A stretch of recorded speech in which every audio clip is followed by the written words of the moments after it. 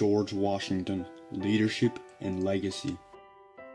George Washington was the first President of the United States, a founder of the nation, and a man of dignity. He was a leader that began from humble beginnings and changed the future of the country from his involvement in the Revolutionary War, the Constitutional Convention, and the Presidency. Washington was a true leader and a pioneer for the nation. The first U.S. president was born on February 22, 1732, in the British colony Virginia. His parents, Mary Ball Washington and Augustine Washington, lived on a plantation in Pope's Creek. As a kid, Washington grew up with 7 siblings on the farm and most likely received schooling in a private school, like most children of wealthy parents did at the time. Many legendary stories exist about George Washington, the first President of the United States of America.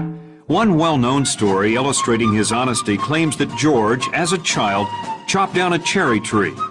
He then confessed the deed to his father, explaining, "I cannot tell a lie."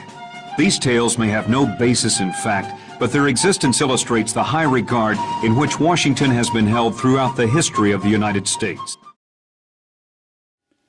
At the age of 11, Washington's father died, leaving him to assist his mother on the farm. When Washington entered his teens, he gained a longing towards mathematics, which introduced the upcoming leader to surveying. Washington used the money from his job to buy land and situated himself financially. Throughout Washington's life, he urged for adventure.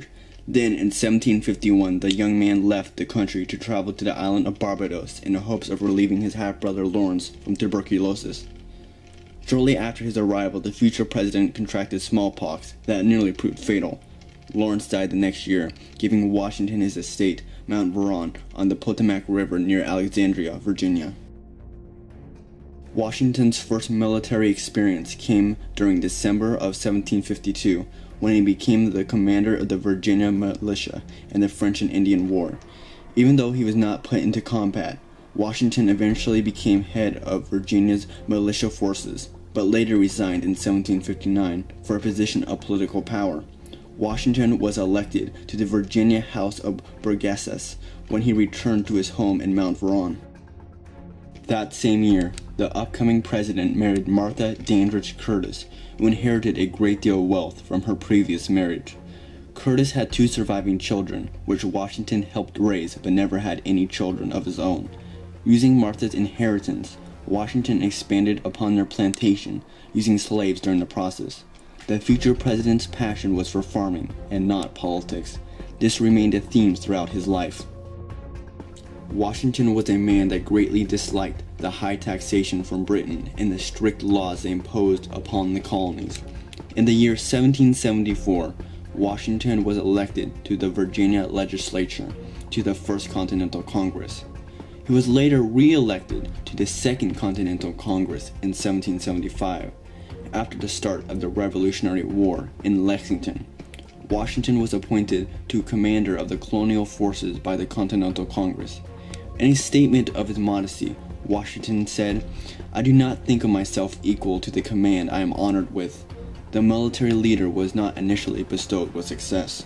The British forces continued to prevail over the rebels with the take back of New York in 1776. However, Washington proved successful with the defeat of the Hessian forces during Christmas Day after crossing into New Jersey during a fierce blizzard.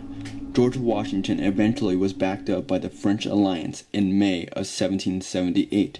Using guerrilla warfare and the support of the French forces, Washington weakened the British control over the colonies, creating an opening for a crushing blow.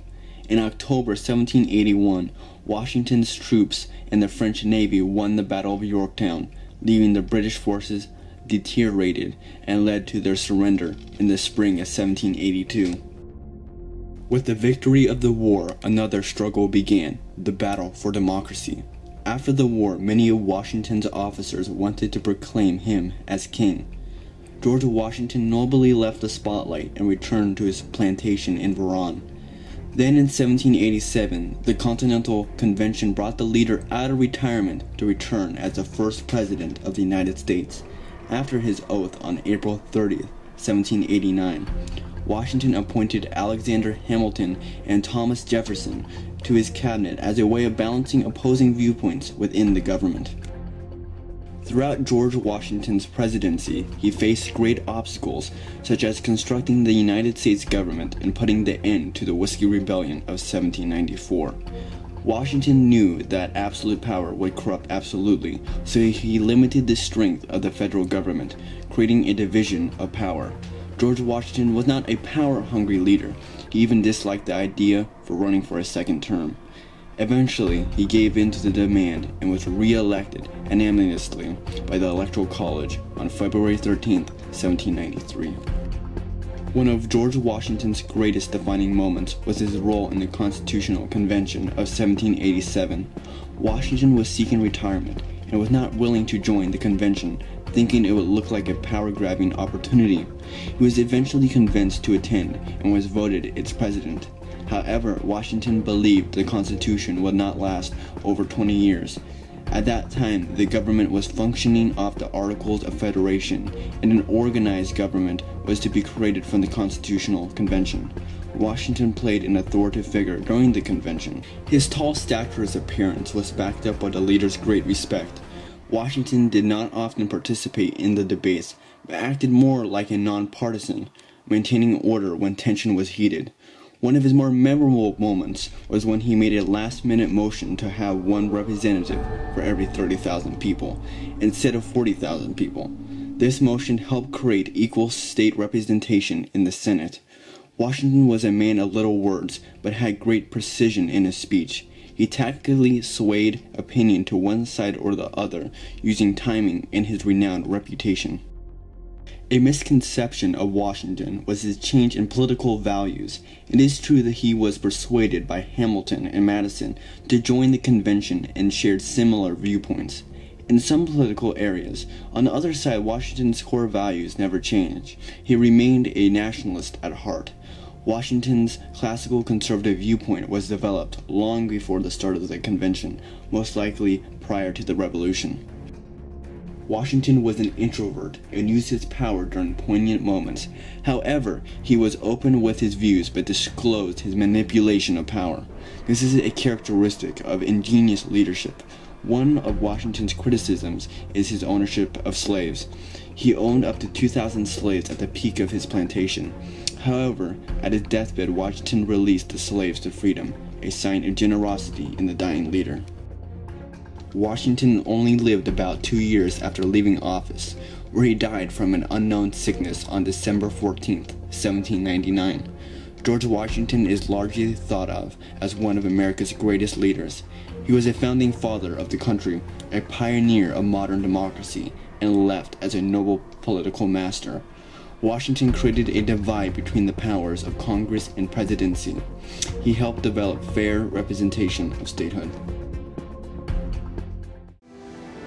After his death, the realities of Washington's life become obscured by folklore. Legend replaces fact, and countless biographers seek to romanticize his life and personality. But in canonizing Washington, many believe they do disservice to the man behind the myth. I think one of the saddest parts of what's happened with the mythologizing of Washington is that to most Americans, he's something of a bore. Flaws and all, this is a man of passion and ambition who has a lot to say even to our own day. Those things have been really lost behind the figure on the dollar bill. That is the worst image of Washington that has ever been constructed. He looks like an old fuddy-duddy. In the chaos of the war and the development of a nation, Washington stayed strong and never wanted to surrender. The president remained a noble man throughout his life. A defining quote of Washington is, "I hope I shall possess firmness and virtue enough to maintain in what I consider the most inviolable of all titles, the character of an honest man." George Washington forever changed the nation as a leader and a man of honesty, a legacy that remains at our country's birth until its very death.